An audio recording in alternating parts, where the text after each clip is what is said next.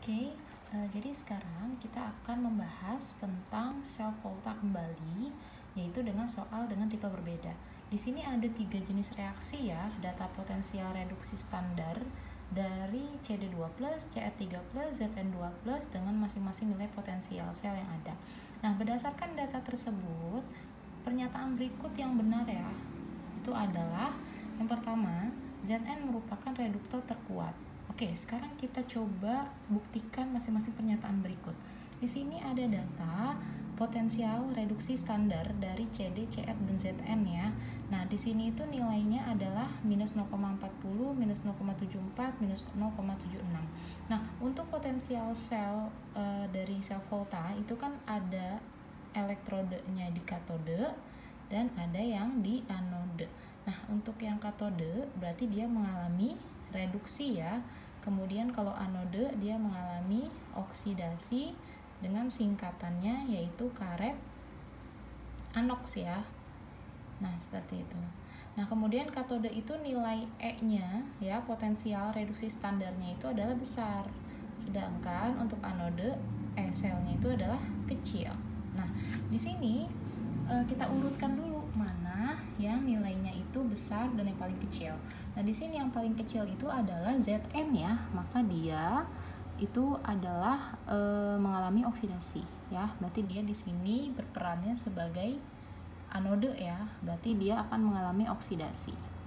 Nah, kalau misalkan dia oksidasi, maka peranan dia itu adalah sebagai reduktor.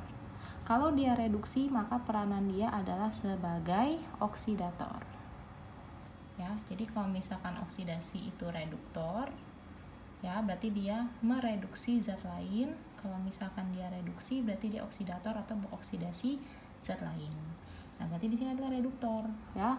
Nah, kemudian terkuat enggak? Berarti kita lihat dari nilai potensial selnya. Semakin kecil, maka dia akan semakin mudah untuk dioksidasi. Semakin mudah dia teroksidasi, maka dia merupakan reduktor yang paling kuat. Nah, ini berarti pernyataannya itu adalah benar ya. Oke, nah selanjutnya yang kedua itu adalah pada sel galvani atau sel volta yang menghubungkan antara, di sini ada CD dan CR ya. Nah, maka logam CD itu berperan sebagai katoda. Nah, berarti kita bandingkan CD dengan CR. Nah, di sini untuk CD dan CR, mana nilai potensial sel yang potensial reduksi standar yang paling besar? Nah, yang paling besar itu adalah minus 0,40 ya. Maka CD ini adalah sebagai katodenya ya. Kalau kita bandingkan antara dua reaksi ini ya. Nah, CR-nya ini adalah sebagai anodenya. Maka dia akan mengalami reduksi, anodenya akan mengalami oksidasi. Maka di sini CD-nya itu berperan sebagai katode. CD berperan sebagai katode. Berarti benar ya. Nah, yang nomor 2-nya benar. Sekarang yang ketiganya, pada sel galvani antara Zn dengan CR, Zn-nya teroksidasi menjadi Zn2+. Kalau teroksidasi, maka dia berada di anode. Berarti nilai E-nya, potensial reduksi standarnya itu adalah kecil. Nah, sekarang kita bandingkan antara Zn dengan CR. Zn dengan CR, mana potensial sel yang paling rendah atau paling kecil? Zn ya. Nah, maka di sini Zn-nya ya. Nah, maka dia adalah teroksidasi ya. Berarti dia di anode, berarti dia mengalami oksidasi, sedangkan untuk CR-nya itu mengalami reduksi. Kalau kita bandingkan dengan Zn, seperti itu ya. Nah, berarti nomor 3 pernyataannya benar. Nah, yang terakhir, CD merupakan logam yang paling mudah teroksidasi.